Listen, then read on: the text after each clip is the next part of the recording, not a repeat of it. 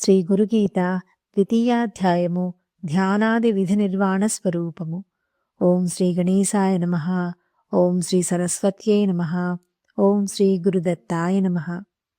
ధ్యానం శృణు మహాదేవి సర్వానందప్రదాయకం సర్వసౌఖ్యకరం చైవ భుక్తిముక్తిప్రదాయకం శ్రీమత్పరం బ్రహ్మ గురుం స్మరామి. శ్రీమత్పరం బ్రహ్మ గురుం భజామి.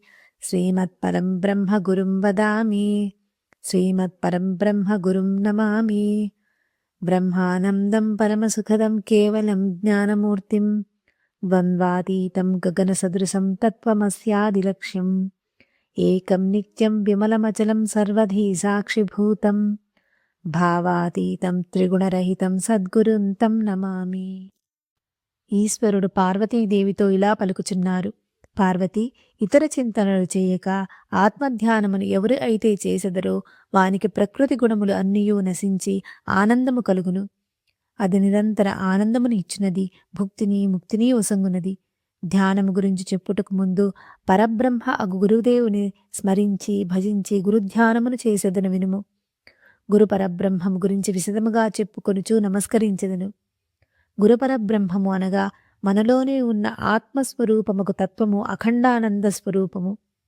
సర్వ ఉత్కృష్టమైన ఆత్మసుఖమును ఒసంగునది.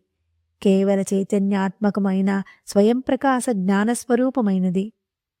ద్వంద్వములకు విలక్షణమైనది అనగా జీవుడు పరబ్రహ్మము ఒకడే అనే భావము కలిగించినది. పరబ్రహ్మము ఆకాశము వలె సర్వవ్యాపకమైనది, నిర్లేపమై స్వచ్ఛముగా ఉన్నది. తత్వమసి అను మహావాక్యార్థ లక్షణమైనది. జీవాత్మ మరియు ఈ చరాచర జగత్తుకు చైతన్య స్వరూపముగు పరమాత్మ ఒకరే. ఆ తత్వము అద్వితీయము, నిత్యము, స్వచ్ఛము మరియు అచంచలమైనది. సర్వభూతముల యందు ఉండినది కావున బుద్ధికి సాక్షిగా ఉండునది.